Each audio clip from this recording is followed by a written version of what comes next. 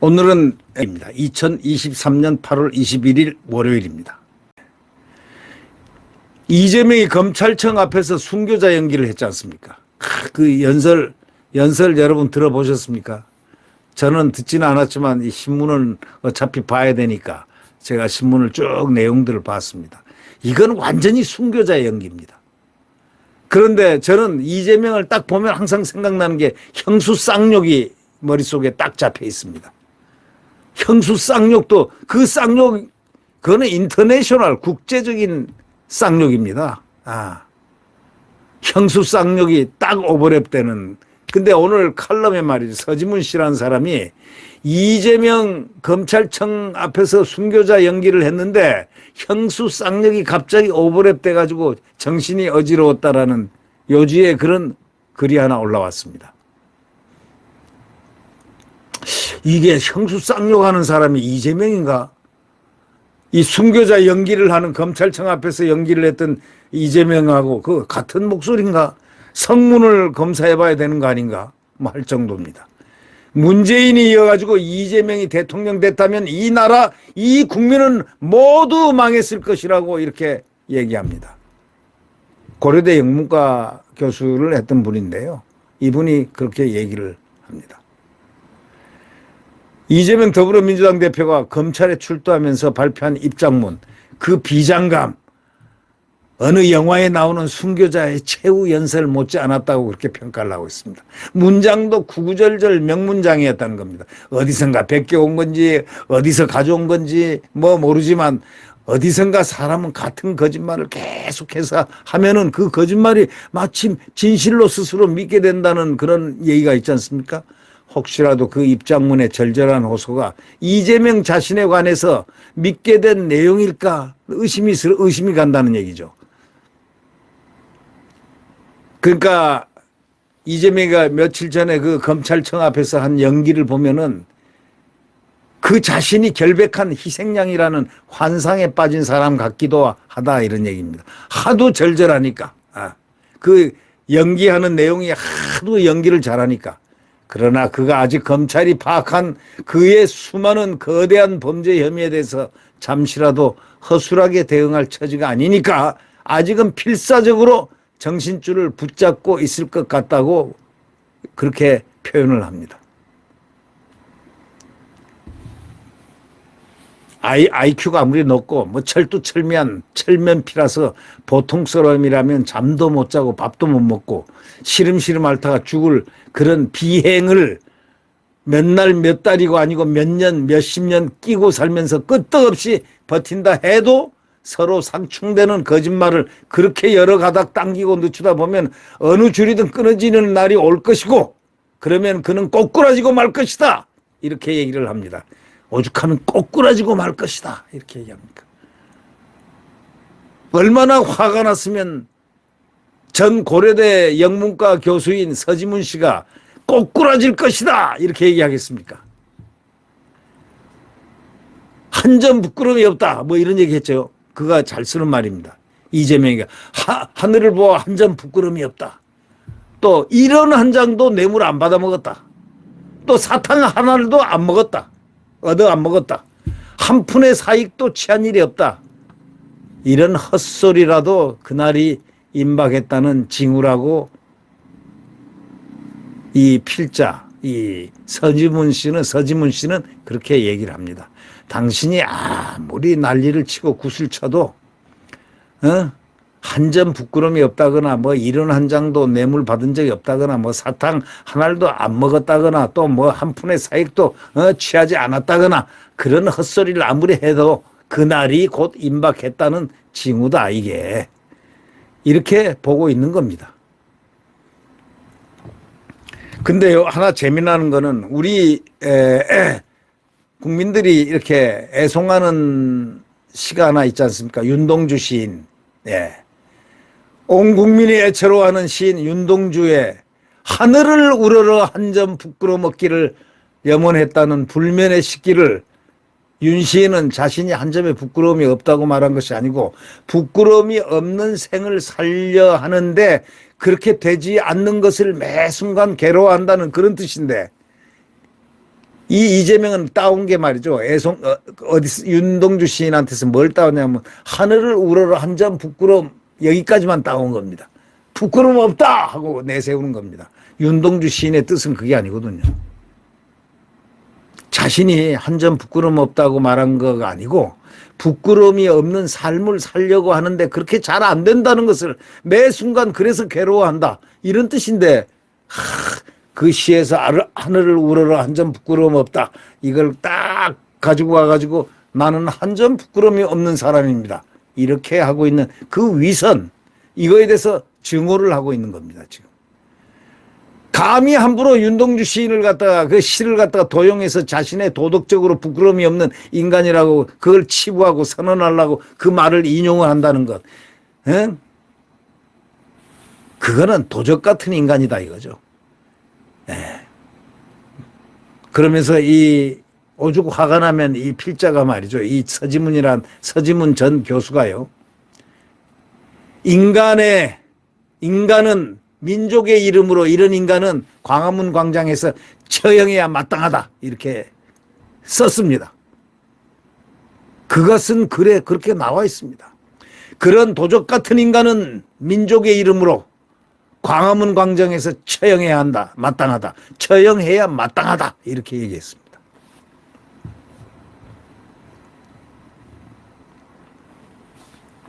이재명은요, 자신이 대통령이 되는 것은 하늘의 뜻이기 때문에 자기가 승천하는 과정에서 자기의 몸부림에 얼마나 많은 사람이 치여 죽더라도 그들의 운명이고 하늘의 이치일 뿐이라고 생각하는 듯하다고 신랄하게 이재명을 비난하고 있습니다. 근데 이재명이 신랄한 비난을 받아 싸다, 이렇게 생각합니다. 그렇게 도덕적 단죄는 자신에게는 적용 안 된다는 얘기죠. 즉 자신은 도덕률을 초월해 존재하는 초월자라는 겁니다. 그래서 그가 너무 두렵고 만일 그가 대통령이 된다면 이 나라 국민을 어떤 수단으로 사용할지 공포스럽다 이겁니다. 맞습니다. 바로 그 점이 공포스럽죠. 거기 주구처럼 놀고 있는 옆에 있는 사람들을 생각해 보십시오. 우리는 그 사람들까지 함께 이재명과 함께 순장돼야 된다, 이렇게 생각하는 사람들이 많다는 것을 잘 알고 있습니다. 정치권에서 이 이재명에게 긍정적으로 작동했던 사람들은 다시는 이재명이가 사라지는 날 정치권에 기웃하지 않게끔 만들 사람들이 있습니다. 그 사람들이 바로 민주당입니다. 민주당 비명계들입니다. 가만 놔두지 않을 겁니다. 이 삐뚤어진 세상을 바로 펴는 것이 이번 생애 저의 소명이라고 믿습니다. 이거 누가 얘기했을까요? 이거 이재명이 얘기했습니다. 국민을 억압하고 민주주의를 파괴하는 정권의 국가폭력에 맞서서 흔들림 없이 국민과 함께 하겠습니다. 소명을 다하는 그날까지 결코 멈추지 않을 것입니다. 이게 검찰청 앞에서 이재명이가 외쳤던 마지막 구절입니다.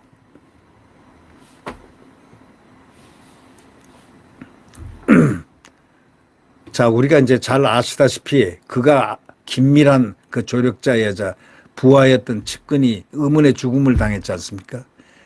근데 그 죽음 앞에서 그는 모른다 했지 않습니까? 냉담한 모습.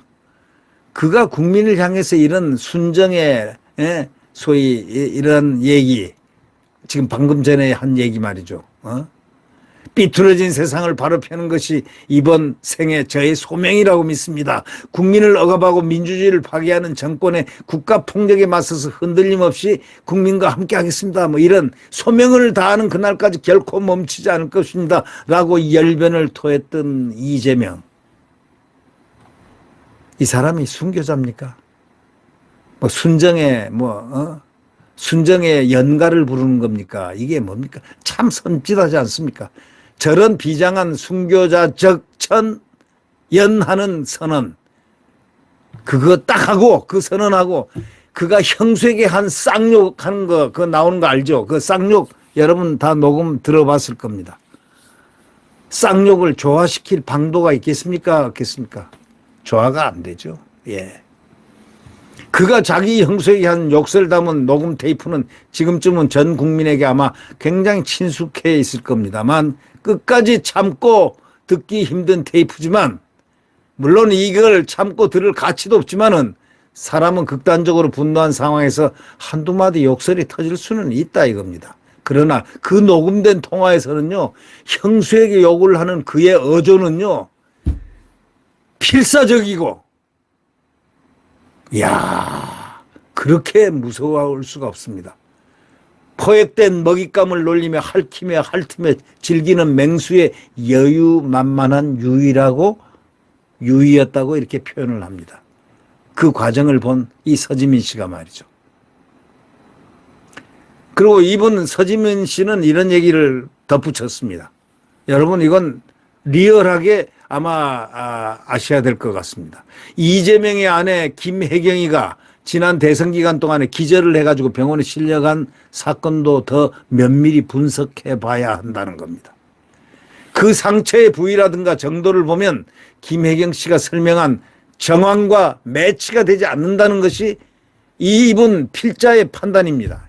서지민 교수의 판단입니다. 그 괴리가 국민은 규명을 요구할 필요가 없는 남의 가정사에 지나지 않는 것이냐? 그렇지 않다 이거죠. 대선 후보로 나왔으면 국민의 관심사다 이거죠. 그는 아들은 일단 성인이 되면 남이기 때문에 아들이 성매매를 하든 마약을 하든 아들에 대해서 아비가 책임질 일 없다고 말했는데 가족에게 그렇게 무심한 그가 국민을 위해서 민주주의를 위해서 어떻게 더 나은 미래의 희망이 된다? 그러면서 뭐라고 그랬습니까? 그날 신화까지 나온 거 아십니까? 신화. 시지프스 바윗돌 메고서 그 고뇌를 위해서 저기 산에 오르면 그 바윗돌은 또 떨어지면 또 그것을 주스로 또 가서 그걸 또 기어코 또 들고 올라가겠다.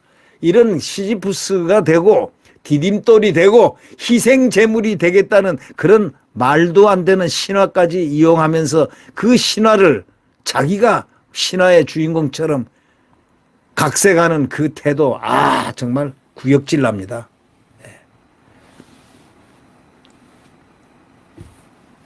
이 서지민 교수는 이렇게 얘기합니다. 우리에게 문재인에 이어서 또 한 번 대선 후보에 대한 오판은 나라와 국민의 공멸입니다. 이렇게 얘기합니다. 이제 공멸이다. 국민의 공멸이다. 그가 만약에 또 정치적 소생을 한다면 그럴 리야 없겠지만 한다면 이 국민들이 코를 박아야 된다 이거죠. 땅에다가. 죽기 전에 이 사람 손에 죽기 전에 얼마나 고통스러운 국민이 되겠느냐 이런 얘기죠. 네. 지금 그의 부하들은 4사람이 죽었나요? 몇 사람이 죽었죠? 예.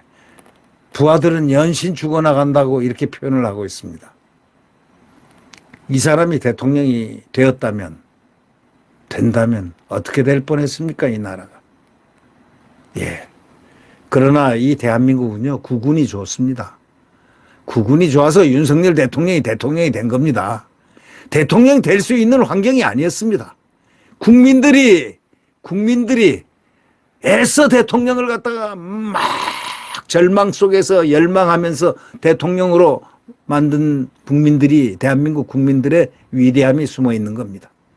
자, 대통령 되자마자 얼마나 이들은 다 부시기를 문재인 플러스 이재명 알박기 대못받기를 해가지고 이 대통령을 죽이려고 했습니까? 이분이 저는 청와대 가지 마라 그랬습니다. 전 청와대 내용 구조를 좀 압니다. 청와대 엄청 여러분들도 이제 많이 알게 됐지만 그러나 그 청와대가 밀봉되어 온 지가 몇십 년입니까? 그 속에서는요, 지도새도 모르게 정말 무슨 일이 일어나는지 모르는 그런 무서운 데입니다. 이 문재인이가 5년 동안 그 안에서 있었습니다. 그런데 왜 윤석열 대통령을 청와대 계속 가라고 그랬을까요? 안 간다고 난리치고 데모하고 그냥 집회하고 반대 데모하고 난리 났지 않습니까? 그때 저는 섬찟함을 느꼈습니다. 그래서 방송에 나와서 절대 청와대 가면 안 된다고 얘기했습니다. 저는 청와대 내부를 잘 알지만 잘 알면에도 불구하고 전혀 모르는 사람입니다. 왜? 그렇게 아무도 한 번 가도 모르는 건 모르는데 여러 번, 10번 가도 모르는 사람. 아마 청와대 근무한 사람들도 잘 모를 겁니다. 예. 거기에 별별 얘기가 다 있었지 않습니까? 뭐 보일러공이 누구라느니, 뭐가 누구라느니, 누가 누가. 북한에서는 말이죠. 이 김정은 북한에서는 이 청와대 내부 구조를 갖다가 미주알 고주알 다 알고 있습니다. 네. 그 무서운 곳에 대통령이 안 간 게 얼마나 이 성견지명과 판단력이 예지력이 있는 것인지 저는 그것이 참으로 국운이었다고 생각하는 그런 사람인데 지금 우리가 이렇게 생각을 해보니까 그렇습니다. 대통령이 모든 것을 스스로 헤쳐나왔습니다. 헤쳐나와서 이 국운을 세웠습니다. 국가 안보. 말이 안보죠. 완전히 먹혔습니다. 대한민국이. 북한에 완전히 먹히고 중국에 다 먹혀 있었습니다. 이걸 뚫고 대한민국을 국가 안전보장을 위해서 국가의 자유를 위해서 국민의 자유를 위해서 오늘 이렇게 돼 있습니다. 이것은 대통령의 그가 그만이 갖고 있는 투철한 신념적인 자아가 또 철학이 바로 작동되었기 때문입니다. 애국관이 작동이 되고 애국심이 작동이 되고 국가 미래가 작동이 된 겁니다. 네. 저는 대통령이 자유를 외칠 때마다 저는 그에게 감사함을 느낍니다. 나에게 자유를 가져다 준 대통령. 저는 그렇게 표현합니다. 윤석열 대통령이 뭐가 그리 좋으냐? 뭐 이렇게 얘기하는 사람들도 가끔 조크로 있습니다. 그러면 나는 그분이 나한테 자유를 줘서 감사하다.